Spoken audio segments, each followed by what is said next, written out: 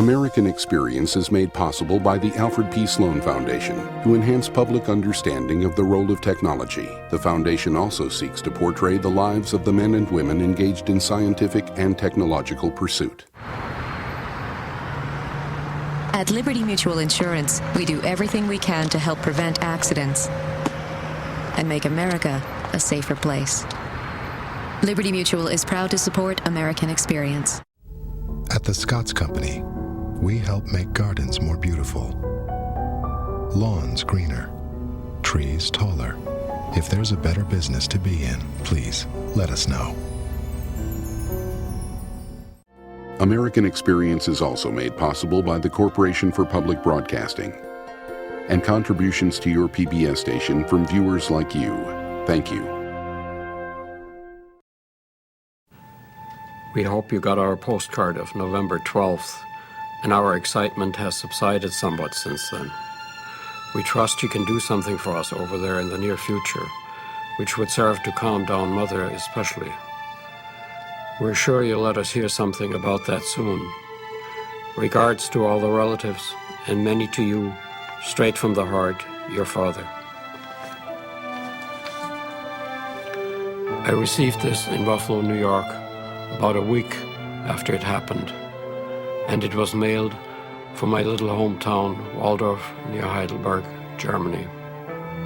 It was the time my parents' home was invaded by former classmates of mine who vandalized the place, smashed everything, terrorized my parents, and imprisoned my father. It was Kristallnacht. November 9th, 1938.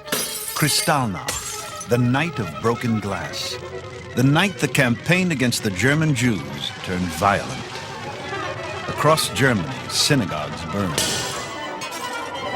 Jewish businesses, homes destroyed. Thousands arrested and sent off to prison camps.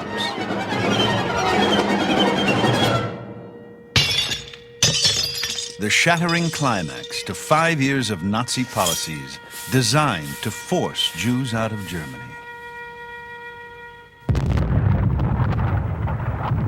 As Jewish life crumbled, tens of thousands, including Kurt Klein's parents, Ludwig and Alice, would look toward America as a haven of safety.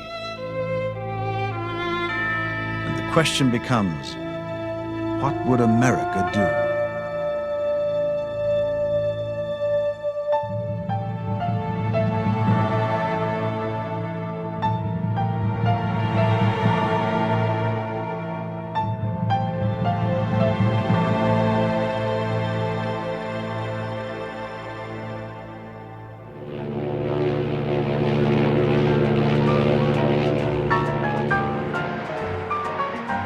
In June of 1937, more than a year before Kristallnacht, Kurt Klein, at age 17, had his first glimpse of America.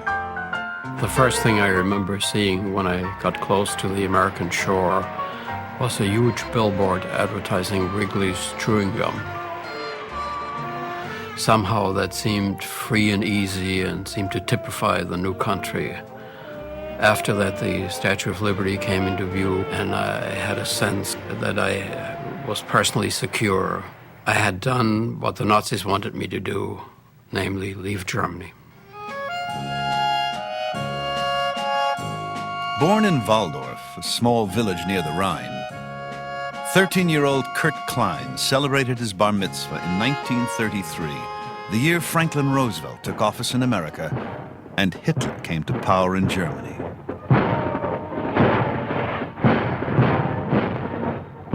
The year the Nazis began their assault to purify German culture.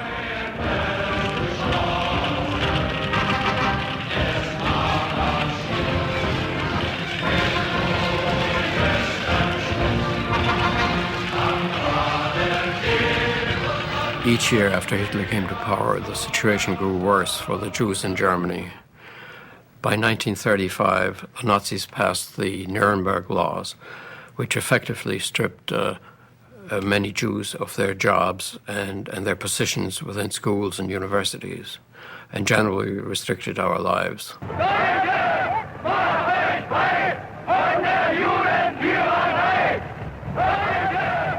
The campaign to force Jews out of Germany gathered momentum.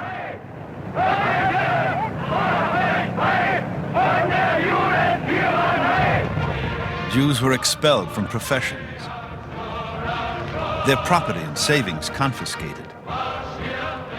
Jewish businesses boycotted. My family knew there was no future for us in Germany, and we began to make preparations. We children would leave first for the US, and our parents would follow. My sister, who was a nurse, could no longer practice her nursing because she was Jewish, and was in fact the first one who left in 1936. That made it possible for me also to follow her in 1937, and by 1938 my brother had also arrived in the US. We hoped at that point, of course, to establish ourselves to the point of where we could support our parents and also have them come over. But the sudden violence of Kristallnacht ignited a new urgency for the Kleins, for all German Jews. In Washington, the response was immediate. Reporters rushed the news to the nation, and the president's statement is read by Felix Belair of the New York Times. The news of the past few days from Germany has deeply shocked public opinion in the United States. I myself could scarcely believe such things could occur in a 20th century civilization. Newspapers played up the story.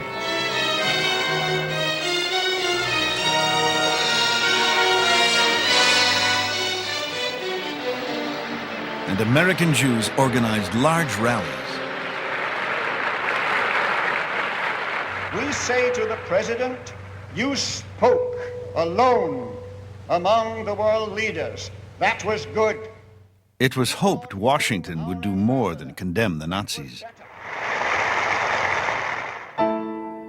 In Germany, thousands of Jews looked to America to save them.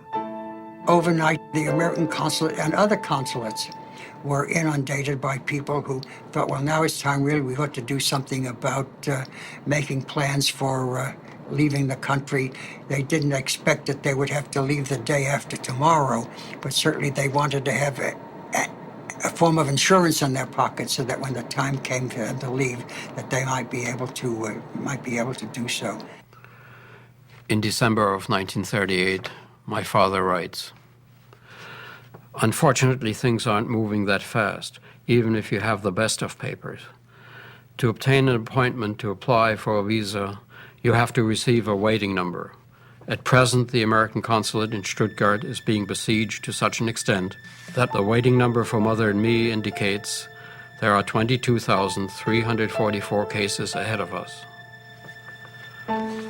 That meant that possibly 2.5 years would elapse before it would be my parents' turn, unless the authorities would ease or change the immigration procedures.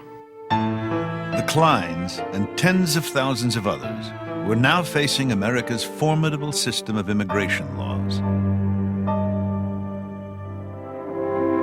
The dream of almost every one of Hitler's victims is to emigrate to the United States. In 1938, while Americans held dear the traditional image of the nation as a haven for the oppressed, they were also secure knowing the doors would not be too widely opened. U.S. immigration laws reflected blatant bias and prejudice. From 1924 on, yearly quotas allowed 4 times as many people from Britain and Ireland as from all of Eastern and Southern Europe. And in the midst of the Depression, many Americans called for further restricting immigration, even to extremes. Our unemployment problem was transferred to the United States from foreign lands. And if we had refused admission to the 16,500,000 foreign-born in our midst, there would be no serious unemployment problem to harass us. To gain entry, each newcomer needed an American sponsor, willing to sign an affidavit of financial support, promising the immigrant would not become a public charge. It wasn't easy to get affidavits of support for my parents because, of course, in those days we had no money. We were willing to take any jobs, work on several jobs, day or night, as my sister did. And I worked as a dishwasher, aside from my regular job, just to be able to make some extra money that would help us with our parents. Keep refugees out. They'll take American jobs, was the argument. But often the real concerns went deeper than employment. The main thing that we thought of was not economics. It's a moral responsibility, as we call it, of America to have America for Americans. And anything that disrupts that by having masses of immigration disrupts the whole idea of the nation. This was the threat for many Americans. The growing number of Jewish refugees, including tens of thousands of children.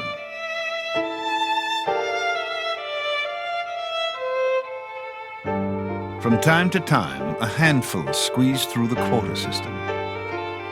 In 1939, a bill proposed special sanctuary for 20,000 children outside the quota. The Wagner-Rogers bill would become a litmus test for how Americans really felt about Jews. The need for this kind of legislation was desperately pressing. The children being smuggled out of Austria and Germany were already separated from their parents, which was traumatic enough, and it was essential to get them into individual homes and a sense of well-being. But there was immediate opposition to the bill. The law that we had from 1924 we thought was good. Why don't we just support the written law and not seek for ways to circumnavigate around it and just to benefit certain large groups of immigrants? They were afraid, for example, of the argument that Europe was trying to dump all its Jews on the United States, and anti-Semitism certainly was a powerful ingredient, frequently covert instead of overt.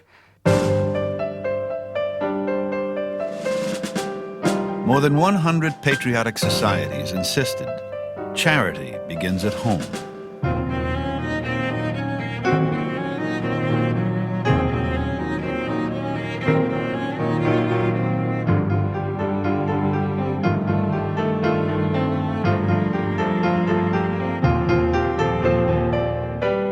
A cousin of the president, Laura Delano Roosevelt, commented, 20,000 charming children would all too soon grow into 20,000 ugly adults. The president was aware that the bill was not politically popular. When pressed for his opinion, he elected to take no action. The bill eventually died in committee. A year later, legislation making it possible to admit non-Jewish children from war-torn England passed with enthusiasm.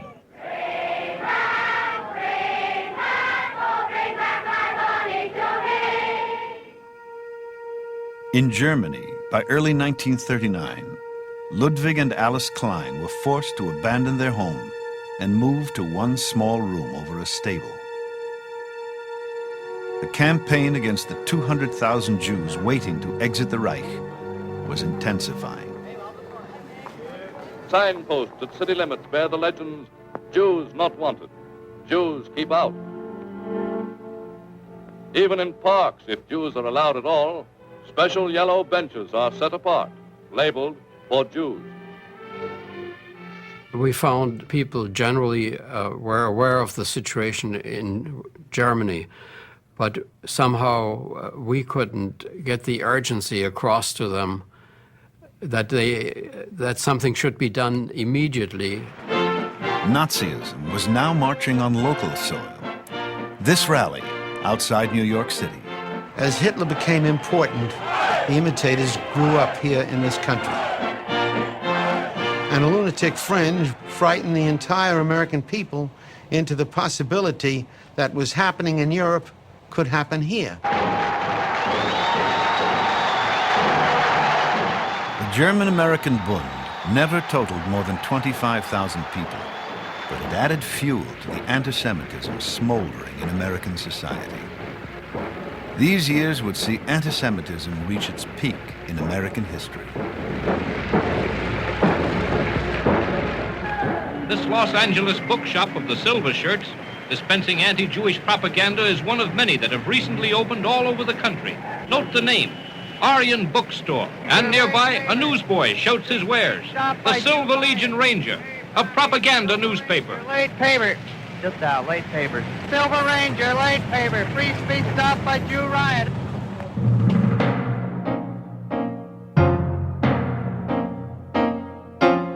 The anti-Semitic campaign was conducted by over 100 organizations across the country, blaming Jews for all the ills in America.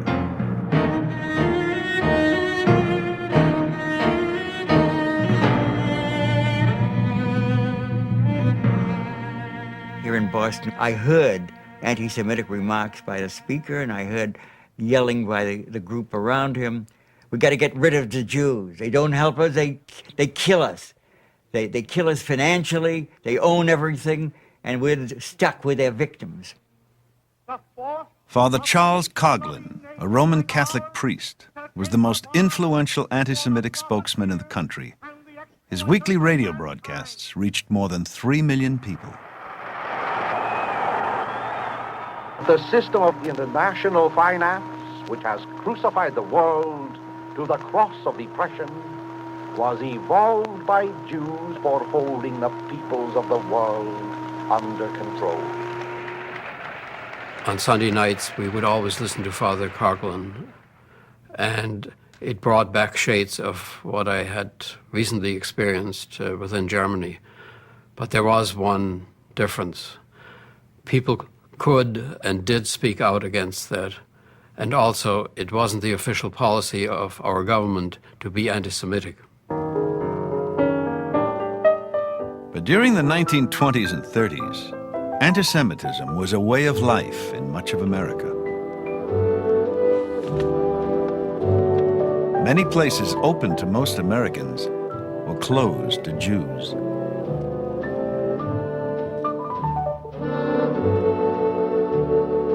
When I was maybe 7, 8 years old, we had recently moved to Washington, and on a hot day we decided to go to the beach. And people told us that there was a lovely beach somewhere in Chesapeake Bay, and we drove down there. And I still remember the sign, because as we drove up, we saw the sign which said, "No Jews or dogs allowed." There were restrictions in job opportunities. Dear Miss Cohen, we are sorry to inform you that it is our policy not to accept students of Jewish nationality. I had just finished college. The first position I was sent to, it was a one-man office, and he hired me immediately. And then at about 11 o'clock, he said to me, "What church do you go to?" I said, "I don't go to a church, I go to a synagogue." He said, "I wouldn't hire a Jew. You're fired." And went back to school crying. And Mrs. Kerwin, who was the teacher who sent us out on positions, said, "You're going to find that out a lot. You might as well get used to it." Jews could barely get jobs in engineering. The telephone company hired no Jews. The insurance company, aside from insurance agents within their structure, hired no Jews. The big three auto industry hired no Jews. Oh, you could become a distributor or something of the sort, but you couldn't go to work in their bureaucracy. In American academic life, Jews were systematically excluded. You could not get into the medical faculties very easily. That was part of the reason why Jewish hospitals became important in the 1930s. They offered places for Jews to practice. The situation was just as plain as this. You can get a job here.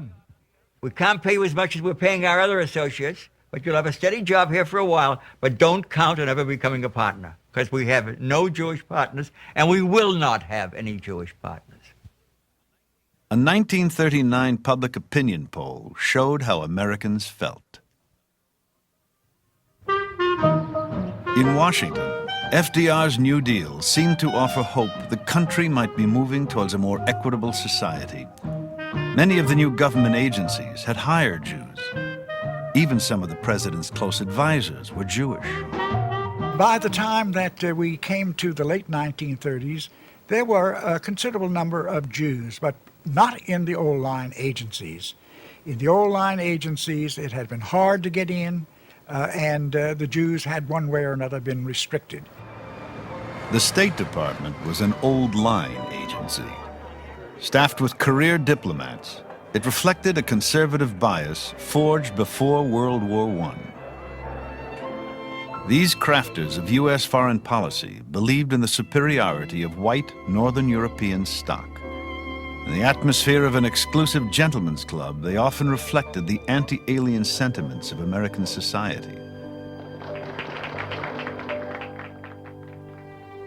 The fate of tens of thousands of Jews, including Ludwig and Alice Klein, would be directly tied to the attitudes of these people.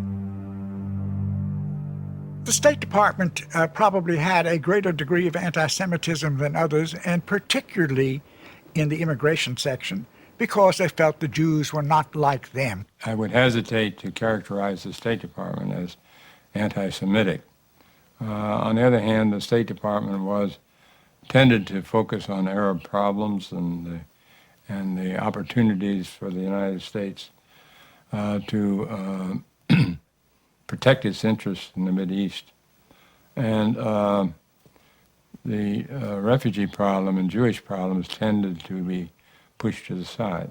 The State Department never was willing to recognize that the threat to the Jews, the life threat to the Jews, was as great as it really was.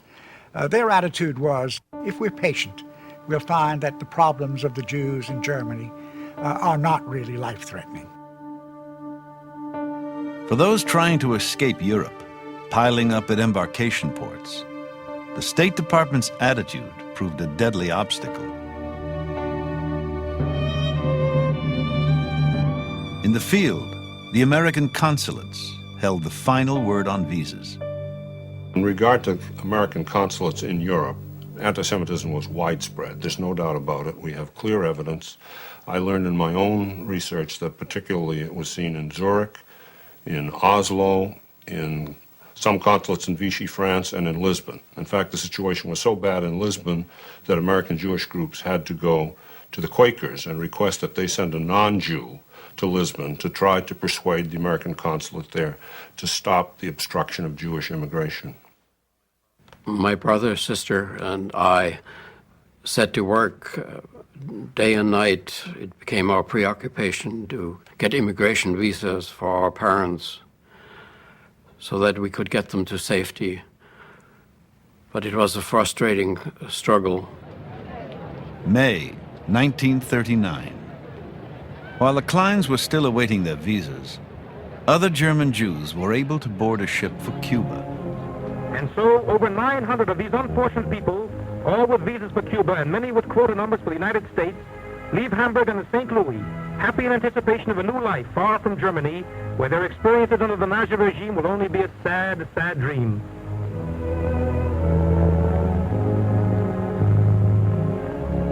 But when the ship arrived in Havana, the Cuban government refused to honor the refugees' landing certificates. Friends and relatives watched as despairing passengers waited aboard ship during a week of futile negotiations. The passengers telegraphed President Roosevelt, requesting temporary haven. Their plea fell on deaf ears. Finally, the ship was forced back to Europe, sailing first for days along the Florida coast. America would make no exception to its rigid immigration laws. The most logical haven for Jewish refugees was now Palestine, the historic homeland of the Jews. Britain controlled Palestine, and until the late 30s had allowed Jewish immigration. But as German Jewish refugees increased, so did long-standing tensions between Arabs and Jews. To keep peace with the Arabs, who control the area's vast oil reserves, in 1939, London decided to issue a white paper that strictly limited Jewish immigration, 15,000 people a year for 5 years, then no more. For Jews trying to escape the Reich, the door to Palestine was now virtually shut.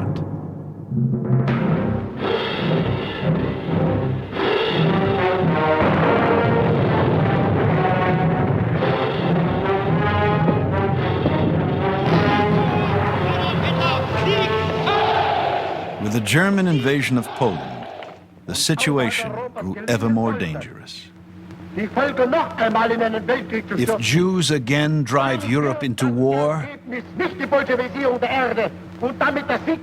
the Jewish race in Europe will be destroyed.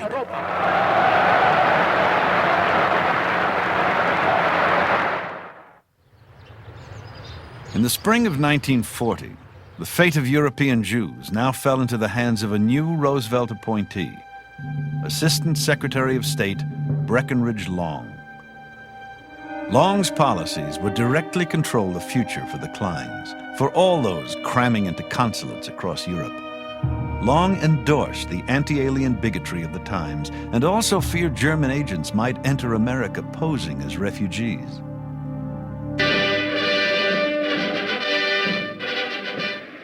Today's threat to our national security is not a matter of military weapons alone. We know of new methods of attack. The Trojan horse, the fifth column that betrays a nation unprepared for treachery. Spies, saboteurs, and traitors are the actors in this new strategy. National security was, of course, a legitimate issue. But what Breckinridge Long did was to exaggerate the problem and use it as a device to put into force the anti-alien policies of the State Department. To what extent anti-Semitism was involved, we're not clear, but what we do know is that as a result, immigration was sharply cut. In 20 years of research, probably the most disgraceful document that I've ever run into is this a memorandum written by Breckinridge Long in June 1940, in which he outlines the means by which consuls secretly and illegally can cut very sharply into immigration. We can delay and effectively stop for a temporary period of indefinite length the number of immigrants into the United States. We could do this by simply advising our consuls to put every obstacle in the way which would postpone and postpone and postpone the granting of the visas. At the end of August 1940, my father wrote the following. Dear children, a few days ago we received the following notice from the American consulate in Stuttgart. And I quote, due to a change of circumstances, it is now necessary to reassess those immigration applications that had already been approved as being insufficient. In many cases, this approval will undoubtedly have to be rescinded.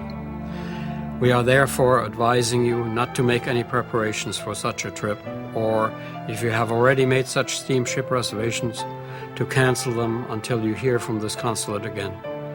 That should avoid financial losses for you or your guarantors. American Vice Consul. End of quote. And my father continues. As you can see, our emigration will not go as fast as imagined, and we regret you will be disappointed. The Kleins were now victims of calculated bureaucratic delay. Then, for several months, Kurt Klein heard no word from his parents. In October 1940, he learned they had been deported on an hour's notice without their passports to Vichy, France, along with all the Jewish people in their region.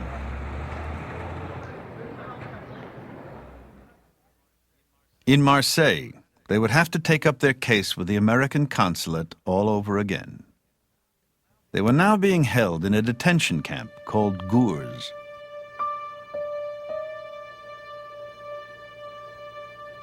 Gours was a terrible place. In walking through the streets, there weren't streets, there were roads, mud literally up to your ankles. The people, they lived in hutments. Blankets were in short supply. Food was in short supply. The French had this kind of an arrangement. The director of the camp received a per capita amount in order to feed the people.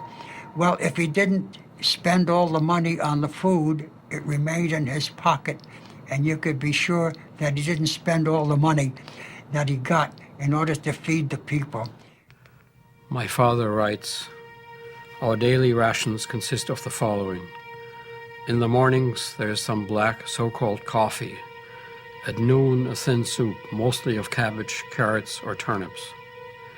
In the evening, again, coffee or tea, along with 260 grams of bread, which has to last the entire next day. On that alone, nobody can subsist."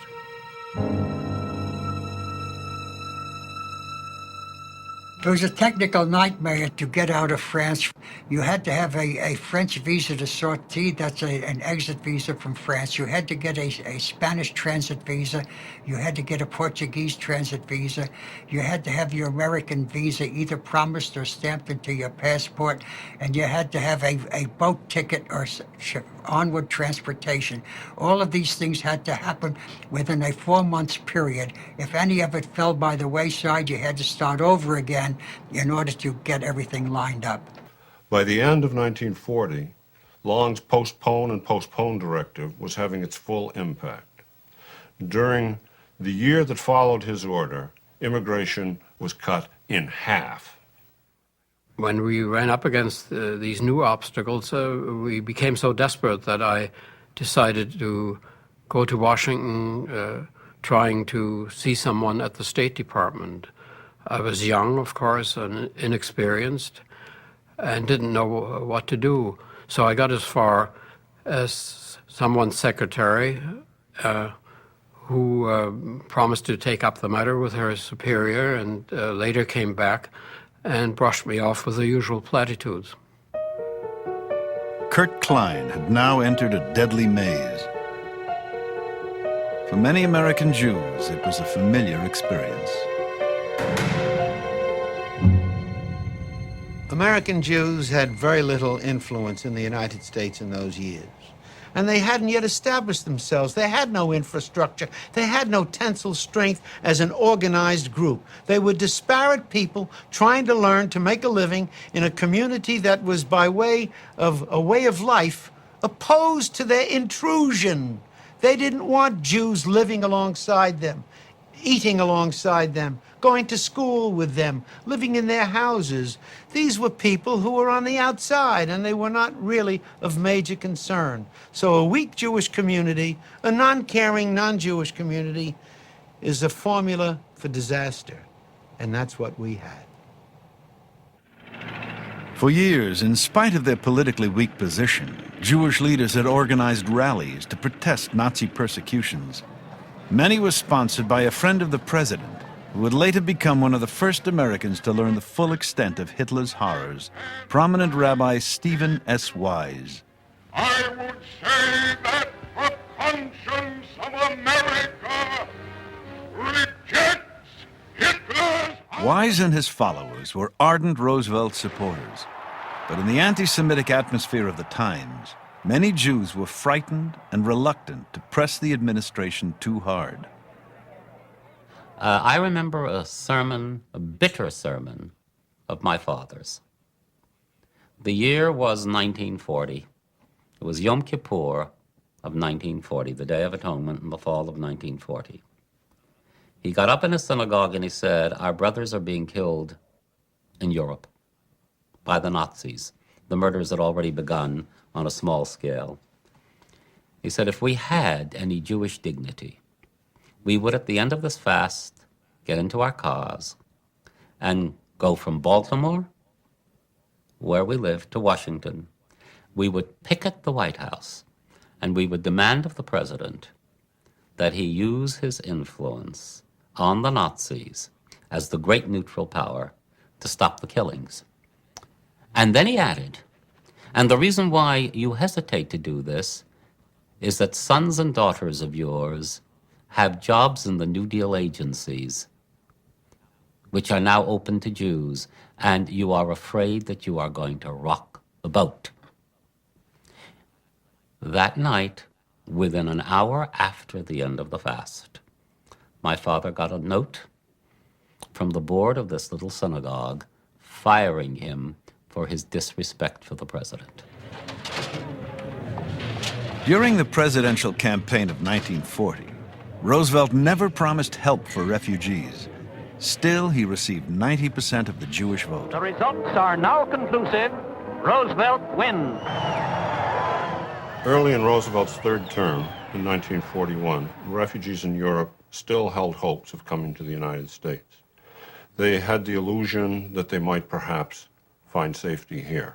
But at the same time, Long and the State Department once again were devising even higher barriers.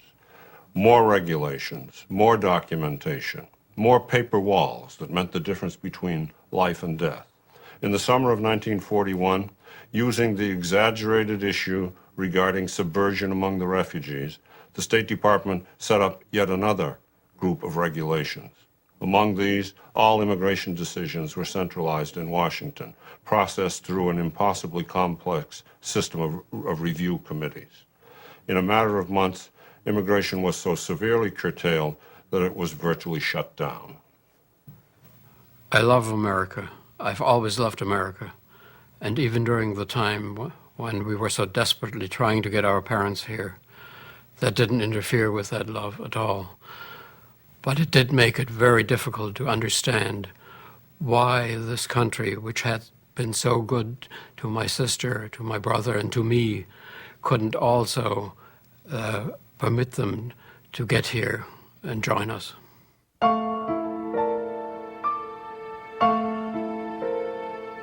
In the middle of July 41, I received this letter from my mother. You'll have to start anew with respect to our emigration. We were enlightened today about the new decrees, and regretfully everything has now become invalid and we are back to square one. And the worst thing is that Father and I are compelled to be separated for such long periods of time. Much of what I was able initially to be enthusiastic about is no longer of any consequence to me.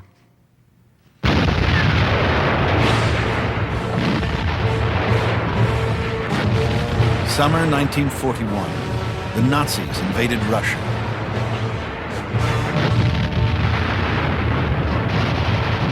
In newly conquered areas, a secret policy was put into action. Political enemies, undesirables, and all Jews were rounded up by special forces, Einsatzgruppen.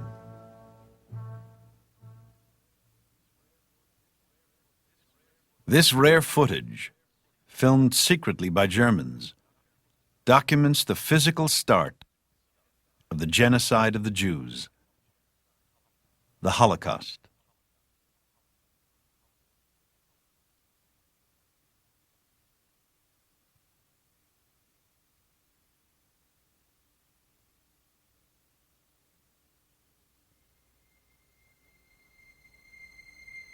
By the end of 1941, more than 500,000 Jews would be murdered.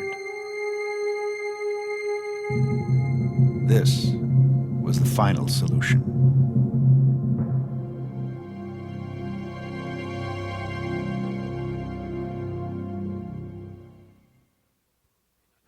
In October of 1941, once again, everything seemed in readiness for my parents to be able to leave France. Passage had been booked on a Portuguese ship that would leave Lisbon the day after Christmas. The only thing we were still waiting for was approval of the American consul in Marseille to grant their visa. A few weeks later, from Gurs, Ludwig Klein wrote again. December 6, 1941. My dear children, we were at the American consulate on December 3rd, at which time our visas were supposed to have been issued.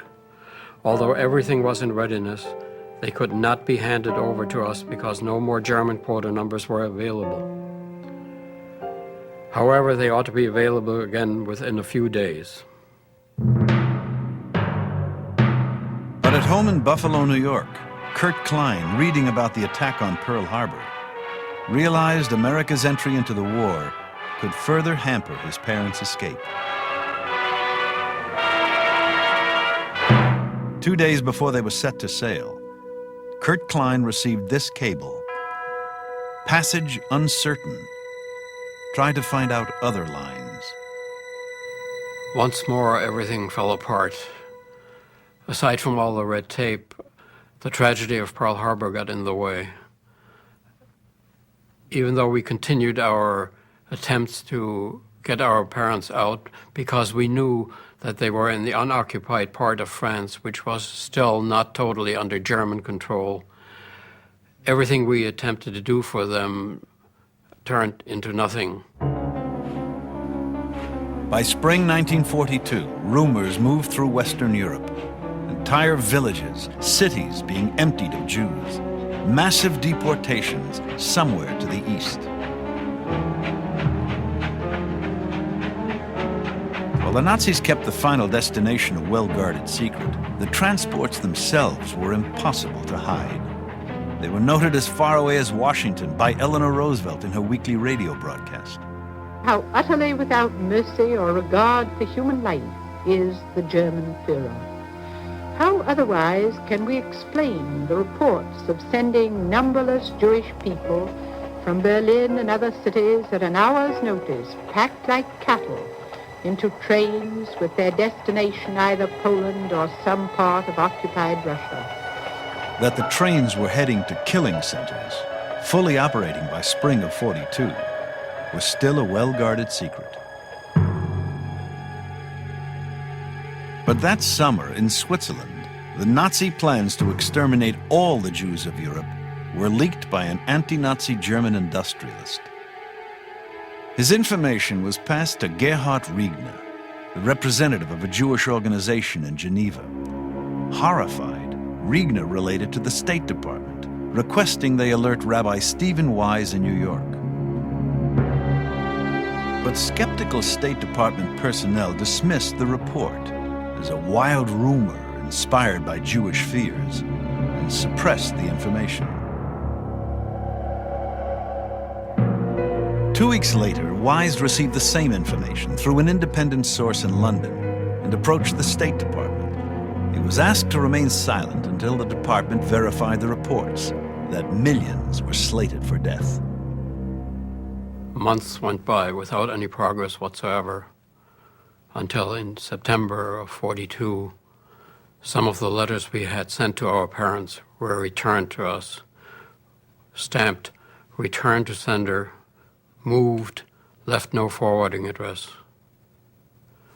We feared the worst, but of course didn't know the details.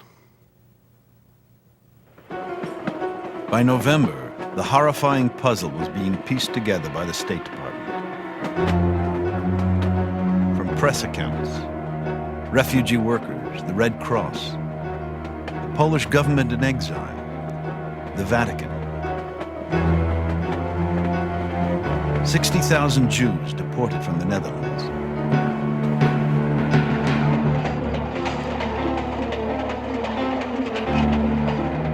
$3,600 Jews from France sent eastward, exact destination unknown. 16,000 arrested, Paris.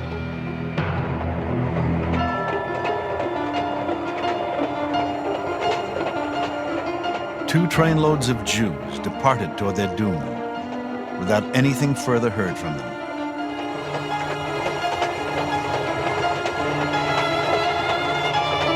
Evacuated whole Warsaw Ghetto, murdered 100,000 Jews. Mass execution of Jews continues, killed by poison gas in chambers. Convoys of Jews led to their death, seen everywhere. The State Department had finally confirmed the systematic annihilation of European Jews. November 24th, 1942. Stephen Wise, after 3 months, was released from his pledge of silence. At a press conference, Wise revealed the Nazi plan to exterminate all the Jews of Europe. The news was carried by major newspapers, but not prominently. Over 2 million people were already dead. I'll never forget November of 1942. It was the time when I was drafted into the American Army, which gave me a measure of pride to be serving the country that was fighting this evil. It was also good to know that I was finally doing something concrete, however small that might be, that would help in that effort. But November 42 was also a time when we received a letter from the State Department. With reference to your interest in the visa case of Mr. Ludwig Klein and his wife Alice, I take pleasure in informing you that after further consideration of the case in the light of existing conditions, the department has given renewed advisory approval to the appropriate American officer at Marseille for the issuance of immigration visas to the applicants. Very truly yours, H.K. Travers, Chief, Visa Division. The tragedy was that this letter came 2.5 months after my parents' deportation to an unknown destination in Eastern Europe. Serving with the American Army in Europe, it would be 3 more years before Kurt Klein would discover the fate of his parents.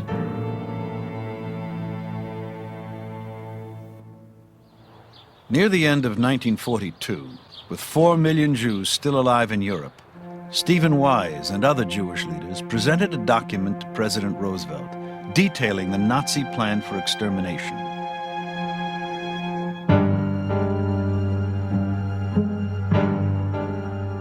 The President acknowledged he was well aware of what was happening to the Jews. But he limited his response to a statement threatening the Nazis with accountability for war crimes. Spotlighting the tragedy for the public remained the burden of American Jews.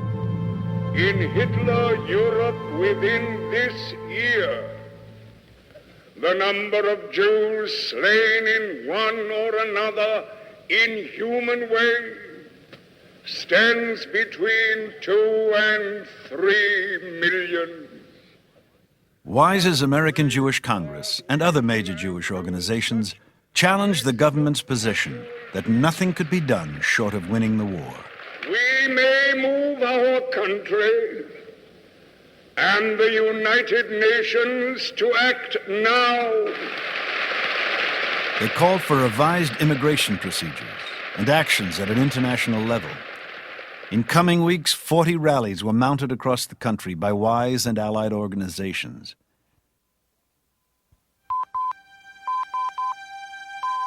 In early 1943, reports on the ongoing extermination of the Jews continued to arrive at the State Department to be passed on to American Jewish leaders.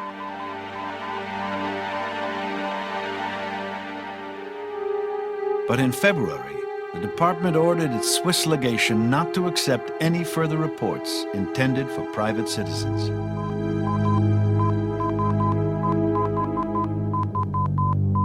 Vital information about the death of tens of thousands was cut off for 11 critical weeks. The State Department was actively blocking information about the genocide. Roosevelt refused to focus on the issue. The American churches were largely silent, a fact that particularly pains me as a Christian, and the press had little to say and buried that little in the inner pages. So it fell to Jewish activists to bring the information to the American public. One of those activists, a person not connected with the mainline Jewish organizations, who would later come into sharp conflict with them, was a newcomer to America from Palestine, Peter Bergson. Bergson had arrived in America in 1940. He was a member of the Irgun, the underground organization in Palestine willing to use violence there to press for a Jewish state. On what Bergson would call the most traumatic day of his life, he read Stephen Wise's November announcement on page 6 of the Washington Post.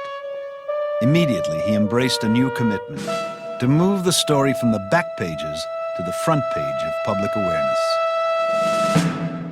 When I first met Peter Bergson, my impression was that the Jews were being kicked around in Europe, and the United States should do something about it, and the other people should do something about it, whether they were Jews or Cherokees or whatever it was. And it was not on a Jewish basis at all, whatever, that I was either approached by Peter Bergson or agreed to go along in the Bergson group. Will Rogers Jr. was one of the politicians, actors, authors, journalists Bergson and his colleagues enlisted for a campaign of public awareness. There was a touch of genius about Bergson, but the touch of genius, I think, lay in his being a master of publicity, what we later came to call the art of public relation. He seemed to have grown up with this capacity, perhaps with his mother's milk, I don't know, but he was so good at it. I think the most effective thing that we of the Bergson group did was our advertising and our ads. These were written by Ben Hecht. They were full-page ads. They appeared in the New York Times, and they were extremely sock. One of them, I recall, was 70,000 Jews for sale. The ad drew attention to an American press account that Romania might release 70,000 captive Jews. Ben Hecht, its author, was an eminent screenwriter and Broadway playwright. He wrote simple, direct, declarative sentences that went straight to the point. The Ben Hecht ads did more than any other single event to stimulate the Americans that wanted to save Jews to saving Jews. And by some merciful gift of history, his talents became available for a cause like ours. In March, Hecht's theatrical talents were put to use as the campaign moved beyond the papers. The pageant, We Will Never Die, is New York's Jewish protest against Nazi massacre. 40,000 attended the spectacle, staged by some of the finest talents in the American theater. I remember going to New York to see the pageant. I just remember my own sense of being so overwhelmed and feeling an enormous link with everybody on the stage. Here the Germans turned machine guns on us and killed us all. Remember us. I wept all through it. My father wept with me. It was very moving. But again, I was never sure that non-Jews saw it as anything but a wonderful theatrical spectacle. There are 4 million Jews surviving in Europe. The Germans have promised to deliver to the world, by the end of the year, a Christmas package of 4 million dead Jews. And this is not a Jewish problem. It is a problem that belongs to humanity, and it is a challenge to the soul of man. In following weeks, the Bergsons intensified their campaign to awaken America. The pageant toured 5 different cities, playing to more than 100,000 people.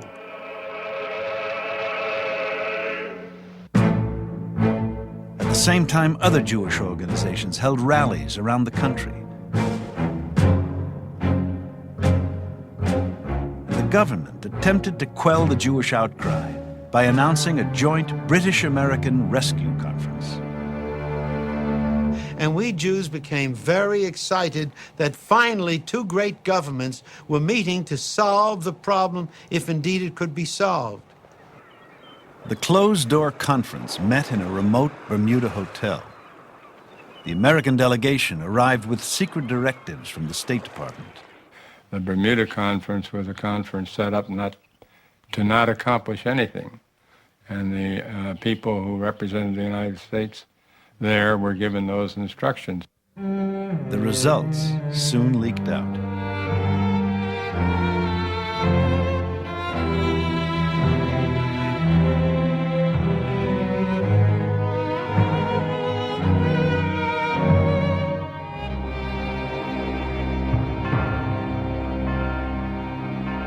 The Bermuda Conference was a failure because the real result was that they decided, the two powers, that first the war had to be won and then Jews could be taken care of. I must tell you, it discouraged the American Jewish community. It broke the hearts of the leaders who had been involved in trying to make it happen. It made us feel once and for all that all was lost. Jewish leaders after the hoax at Bermuda were plunged into despair. They now recognized that America and Britain, the two great Western democracies, Hitler's enemies, were deeply committed to a policy of not rescuing Jews. I was summoned to the White House by President Roosevelt on July 28, 1943. He kept me approximately 1 hour, 20 minutes. Jan Karski was an agent for the Polish government in exile. A Christian, he brought information in and out of Poland. One secret assignment, to witness the death camp in Belzec. I made my opening report. I saw what was happening to the Jews in the Warsaw Ghetto. I saw concentration camp in Belzec. I saw terrible things. He listened. The conclusion of that part of report was his statement. I was supposed to go back to Poland at that time. You will tell your leaders that we shall win this war. You will tell them that the guilty ones will be punished for their crimes. You will tell them that Poland has a friend in this house. And he tended his hand. I was impressed with this. Poland has a friend in the White House, President Roosevelt. Only if you are interested, when the ambassador took me to the limousine by the side door, he whispered on the street, well, the president did not say much. Because these were generalities. In the second half of 1943, the government's long-standing policy of not rescuing European Jews was challenged simultaneously on two fronts. The first, in a branch of government normally not involved with refugees, the Treasury Department. Secretary of the Treasury, Henry Morgenthau, a Jew, had a 30-year working relationship with Franklin Roosevelt and was a close personal friend. It would be Henry Morgenthau and some non-Jewish Treasury Department staff members who eventually would uncover the State Department's deliberate obstruction of rescue. It began when Stephen Wise came to Washington with a plan for the U.S. Jewish community to put up funds to rescue 70,000 Romanian Jews. To prevent funds from falling into enemy hands, Washington required a special wartime license to be approved by both state and Treasury. The State Department stalled the license for 11 weeks, but when the request finally reached the Treasury Department, It was approved within 24 hours. Henry Morgenthau and his Treasury staff assumed that the first meager steps toward saving European Jews were underway. At the same time, the persistent Bergson Group launched an all-out campaign calling for the establishment of a government rescue agency. In October, they held an unprecedented demonstration in Washington.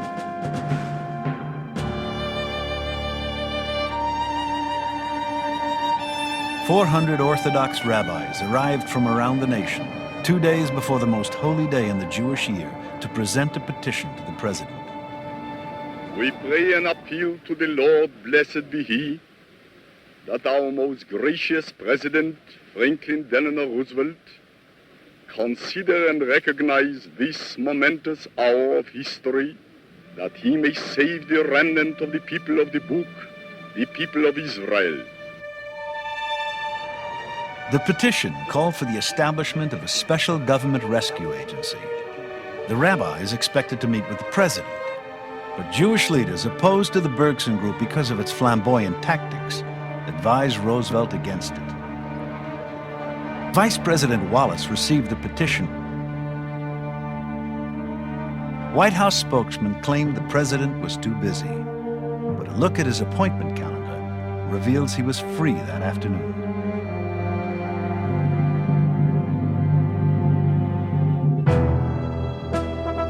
A few weeks later, the campaign for a rescue agency intensified. Legislation designed by the Bergson Group was introduced jointly into Congress by Senator Guy Gillette and Representative Will Rogers, Jr. I just did what anybody would have done. I was not concerned with the outcome so much as I was that making a statement and that somebody makes the statement and that my country makes the statement. I did very much want the United States as a country and as a nation to stand, to protest and to stand for the rescue of these people when it could be done. Back at the Treasury Department, Morgenthau's inner staff, the General Counsel to the Treasury, Randolph Paul, his assistant, Josiah Du Bois, and the head of Foreign Funds Control, John Paley, discovered shocking information about the license they'd issued 5 months earlier to rescue the Romanian Jews. When we issued the license and gave it to the State Department to transmit it, we assumed that it would be carried out. And when we heard from the Jewish agencies that were involved, the license had never been received. And when we discovered they had been held up, we, of course, made inquiries, and they were told that they were consulting with the British. With 70,000 lives at stake, the Treasury began to investigate the delay. At the same time, on Capitol Hill, pressure was building against the administration's inaction. I find it very hard to try and explain why the administration had not moved more rapidly towards saving Jews in Europe, especially when situations developed that they knew they could get some of these people out, they knew they could do something. The only excuse that I can give, and it's a pretty weak one, is that they were tangled up with oil, with the Arabs, with the British, with the mandate, with the Palestine, and with everything else, and they were trying to look down the road. Meanwhile, these people are being killed back here, and they're looking at 50 years or 25 years in the future. The rescue resolution, sponsored by the Bergson Group, received unusual bipartisan support in the Senate, but there were problems in the House. In the House hearings, the worst problems occurred when Breckinridge Long appeared and gave closed-door testimony. Long's grossly misleading statements made it look like the State Department was doing an outstanding job, bringing 580,000 Jewish refugees to America since the start of the Hitler years. Long impressed the House committee and called into question the need for a separate rescue agency. But his statements were false. The truth was that well under half the people he claimed had entered America, and many of them were not Jewish. His testimony stalled the legislation. Jewish groups refuted Long.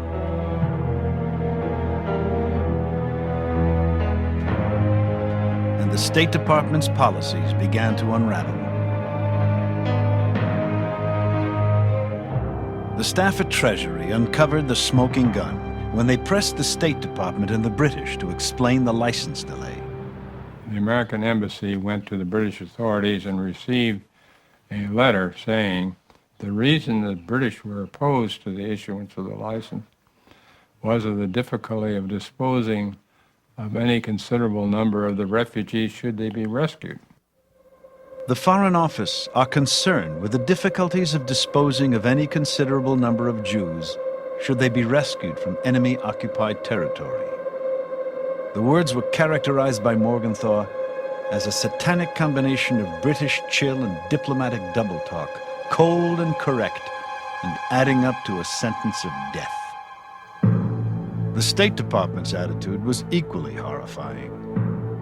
There was always the danger that the German government might agree to turn over to the United States and to Great Britain a large number of Jewish refugees. Finally, it was out in the open. The real reason the British and the State Department were obstructing rescue. The fear that large numbers of Jews might actually be released. Then, the Treasury investigators uncovered a copy of the State Department's cable, ordering its legation in Switzerland not to pass along extermination reports. We were advised by our friends in the State Department. And the State Department not only was not interested in the refugee problem, but that they were actively suppressing information about the extent of the Holocaust by sending instructions to their legation in Switzerland not to permit private Jewish agencies to transmit any such stories. Suppress information, the government becomes an accomplice to what the Nazis were doing by hiding the information from the American public. The Treasury investigators next discovered a State Department attempt to cover up this cable. When we discovered that not only had the State Department suppressed information to the extent of the Holocaust, but had tried to cover it up, we then felt that this should be brought to the President's attention. What was so shocking had to be remedied. Outraged by their discovery, the staff at Treasury immediately wrote a report to Secretary Morgenthau. They chronicled the State Department obstructionism and urged their boss to go to the President. Josiah Du Bois spent Christmas Day 1943 drafting Report to the Secretary on the acquiescence of this government in the murder of the Jews. Secretary Morgenthau, who valued above all else his relationship with the President, nevertheless felt that he had to put himself on the line and be the spokesman on this issue.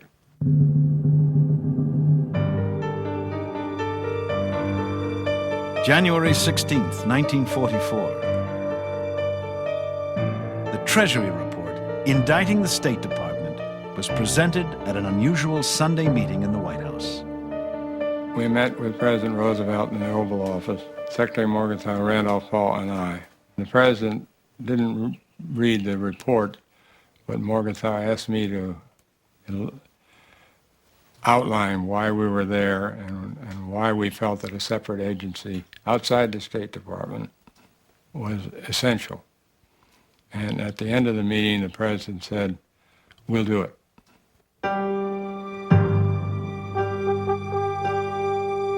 Six days later, FDR officially reversed the government's policy of obstruction. He signed Executive Order 9417, creating the War Refugee Board, which was instructed to take all measures to rescue victims of enemy oppression in imminent danger of death. The real reason Roosevelt established the board was not because of a sudden moral awakening. After all, he'd been aware of the basic facts all along. It was a political decision.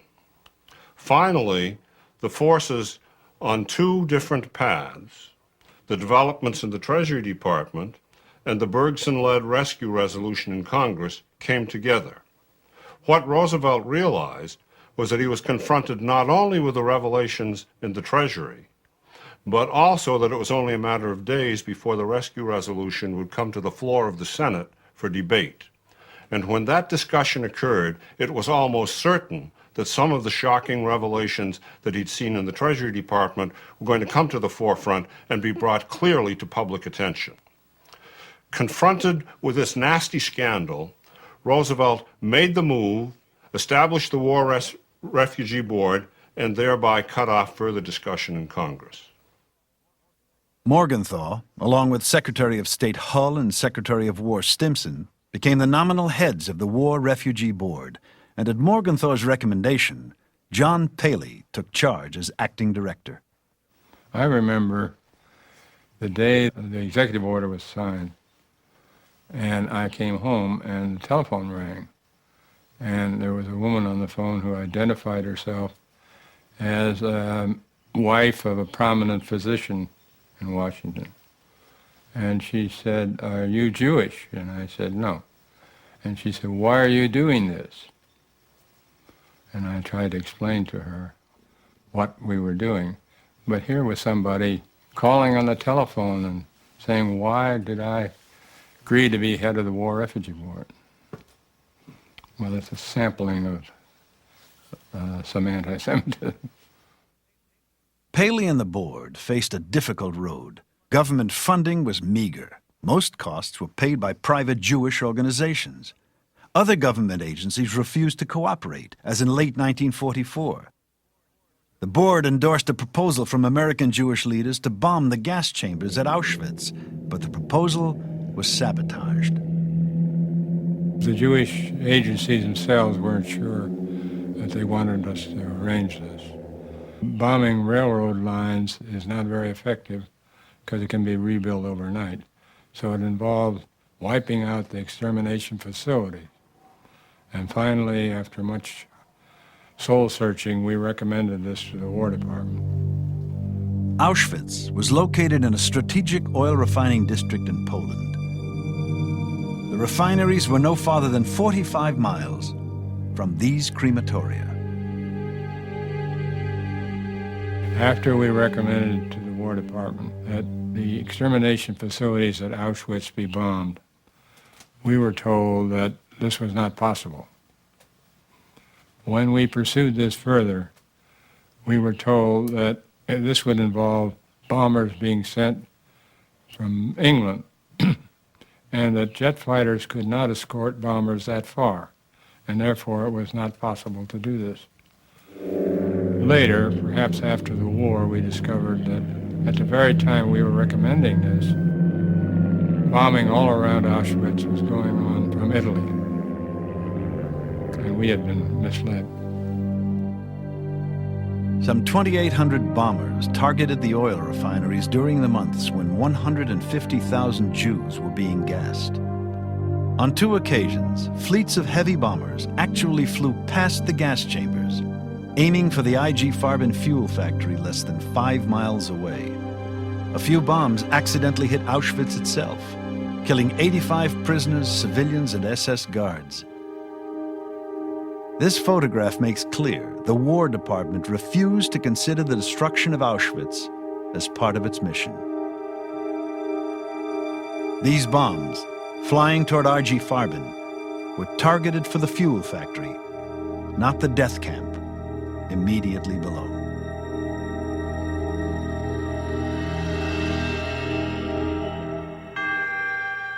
With almost no cooperation from other government agencies, the board still managed to truck critically needed supplies to a few camps behind enemy lines. Helped evacuate 15,000 Jews from Axis countries to safety, many in rickety boats across war-torn seas. Rescued 48,000 Jews in Romania by threatening its government with post-war punishments. Saved tens of thousands of Budapest's Jews through the efforts of its agent, Raoul Wallenberg. And in America, established just 1 refugee camp at Fort Ontario, an abandoned army base. We felt that since we were urging other countries to take in refugees, we had to do something ourselves. And therefore we did establish a camp in Oswego, New York, but it was largely a symbolic gesture. 982 refugees arrived in August 1944.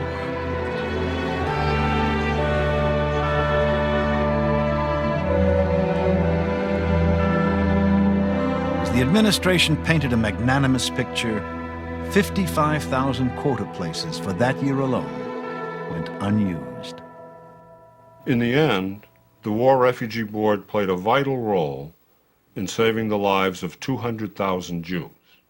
A very valuable contribution, to be sure, but the number is terribly small compared to the total of 6 million killed.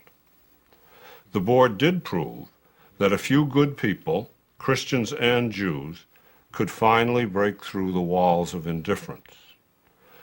The great shame is that if Roosevelt had created the board a year earlier, and if it had been truly empowered, the War Refugee Board could have saved tens of thousands, even hundreds of thousands more, and in the process have rescued the conscience of the nation.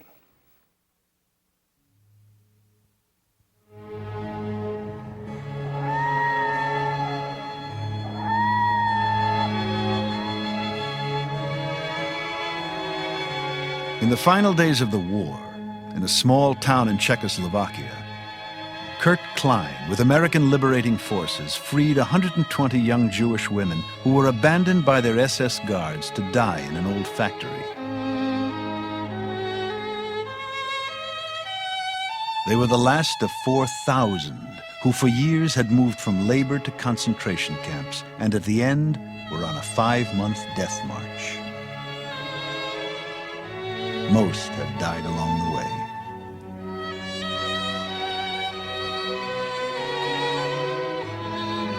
As I entered the factory courtyard, I saw what I can only describe as walking skeletons going about their pathetic task of pumping water at a hand pump in the center of the courtyard. Over on the far side, I saw a girl leaning against the entrance to the factory. I walked over to her, and I noticed that she seemed in slightly better physical condition than the rest of them. I asked about her companions, and she said, "Come, let me show you." And we went inside. What greeted me inside was a scene of utter devastation. Girls were lying all around the floor on scraps of straw, some of them obviously quite close to death. An extraordinary thing happened at that moment. My guide made a sweeping gesture and said some words that are indelible in my mind. "Noble be man, merciful and good." And I recognized that as a line from a poem by the German poet Goethe. And to me, this was a devastating indictment of all that the Nazis had perpetrated on these women. Of course, we immediately set to work to help the girls get to the hospital, where I found that the girl who had been my guide had fallen desperately ill and was listed in critical condition. Nevertheless, when I approached her bunk, she seemed quite lucid, and we had a lengthy chat. When I was getting ready to leave, she wordlessly handed me a few sheets of paper, which were her reflections on the recent events. Freedom, I welcome it in the rays of the golden sun, and I salute you, brave American soldiers. You ask what we have suffered, what we have lived through. Your sympathy is great, but we cannot speak the unspeakable, and you might not understand our language. You are people of freedom, and we, are we human still or again? Yes, they have tried to drag us to the lowest level of human existence, demeaned us and treated us worse than animals. Yet something seems to have remained alive within us, for it stirs anew, It is a soul which is sensitive to the beauty of the blossoming spring, a heart which beats in our breast and pulsates with feeling. Pain searches through this new heart. Slowly the petrified shell into which cruel barbarians have cut deep wounds is mending, leaving a vulnerable, feeling heart. I must tell you, good Americans, my dying friend's words of farewell were whispered from bloodless lips. Welcome them. Welcome them. Welcome our liberators. I know they are near. I shall not see them anymore. So greet them for me, they who liberate you. The girl who penned those eloquent words was Gerda Weissman, who has been my wife for the past 46 years.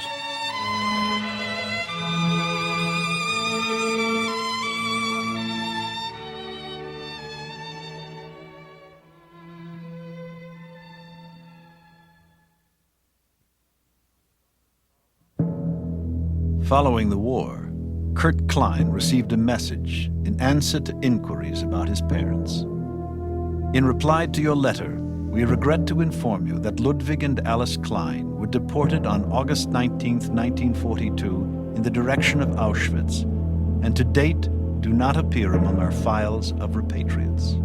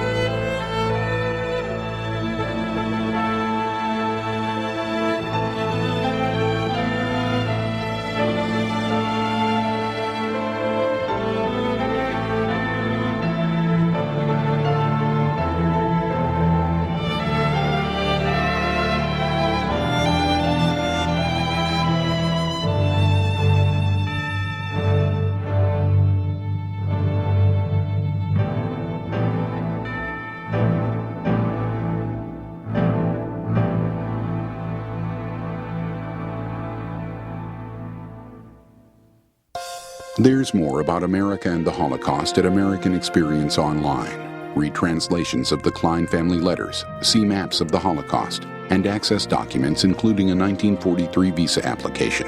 All this and more at pbs.org.